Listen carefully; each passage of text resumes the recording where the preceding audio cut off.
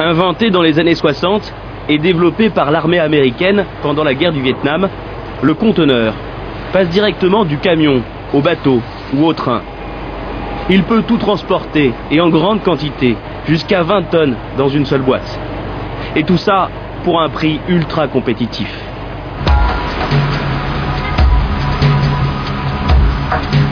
Retour à Hong Kong. Chaque trimestre, le directeur de la ligne Asie-Europe, Nicolas Sartini, est en tournée d'inspection en Chine. Lorsqu'il vient ici, il veut se rendre compte par lui-même des transformations incessantes du port. C'est incroyable cette activité. Ça faisait longtemps que je n'étais pas venu et c'est étonnant. L'an passé, 22 millions de conteneurs ont transité par ici. 9000 cargos ont accosté le long de ces quais. Des cargos toujours plus gros. Car le secteur a une logique simple. Plus il y a de conteneurs à bord, plus le prix du transport diminue. Pour l'Europe, c'est 1000 à 1500 € par boîte. Du coup, l'impact sur le prix de la marchandise reste faible. L'ordre de grandeur, c'est entre 2 et 10% de la valeur de la marchandise. Donc ça veut dire que pour un téléviseur, on parle de 2 ou 3 € entre Hong Kong et Le Havre. 2 ou 3 € pour faire Hong Kong-Le Havre, c'est tout. 2 ou 3 € pour faire Hong Kong-Le Havre par téléviseur. Et bien sûr, ensuite, si on parle de chaussures ou autres, le prix était de quelques centimes d'euros par paire. Dans ces boîtes, les industriels peuvent transporter 15 000 paires de chaussures ou 350 téléviseurs à écran plat. Aujourd'hui, leur demande ne cesse de croître.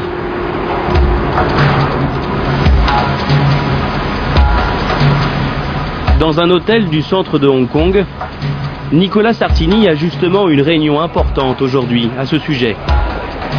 Il a convoqué tous ses représentants en Asie. Au programme, le lancement d'une nouvelle ligne. Une ligne express entre la Chine et l'Europe. Alors ça, c'est le nouveau produit que nous allons lancer en août 2006.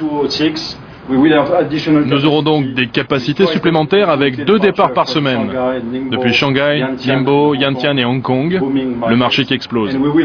Et nous aurons aussi plus de capacités en Asie du Sud-Est, où nous avons besoin de plus de services et de meilleurs temps de transit. Nicolas Sartini prévoit ainsi une augmentation de 15% du trafic chaque année dans cette région du monde.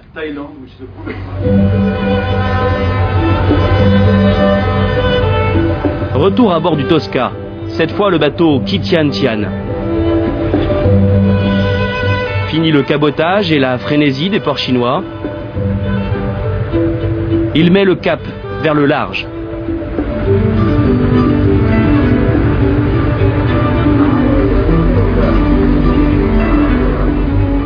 Donc on va descendre vers le sud-sud-ouest, en passant le long de la côte du Vietnam, le détroit de Singapour, pour rentrer dans le détroit de Malacca, et faire notre prochaine escale à Port Kelang, qui est un port situé à la sortie du détroit de Singapour.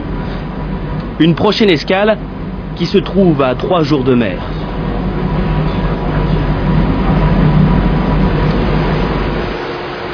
À bord, l'équipage a un premier travail. À la manœuvre, le Bosco, Gérard Mignoux. 30 ans de mer, 4 tours du monde au compteur.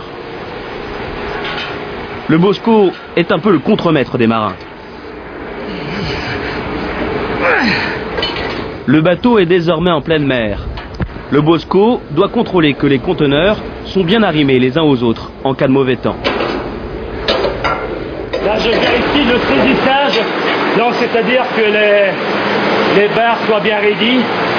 Qu'en Chine, les petits Chinois n'ont pas beaucoup de force. Il y a du ballon dedans. C'est normal, il faut qu'elle soit bien raide. Donc ce qui empêche, si le bateau a un roulis, que les barres prennent du mou, ce qui peut arriver, les conteneurs partent à l'eau.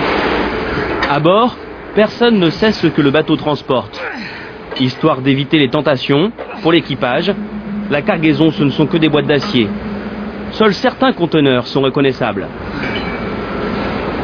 C'est des réfrigérés? Ce sont des reefers, ouais. Ce sont des conteneurs réfrigérés qui sont autonomes. Ça va jusqu'à moins 20 degrés. Ah, ça peut aller de la pomme de terre à la banane, des fruits, des fruits de mer, un truc comme ça. En plus de ces produits frais, il y a aussi les matières toxiques que l'on peut facilement repérer à bord. Elles sont contenues dans ces citernes, stockées surtout à l'avant du bateau. Quand il est plein comme aujourd'hui, le Tosca embarque presque 90 000 tonnes de marchandises, attendues au jour près en Europe. Face à cette demande pressante, pas question de perdre du temps en mer.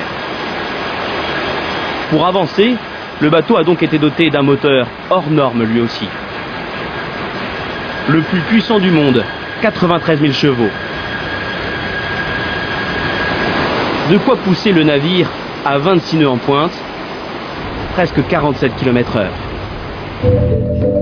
À ce rythme-là, le Tosca parcourt en moyenne 1000 km par jour.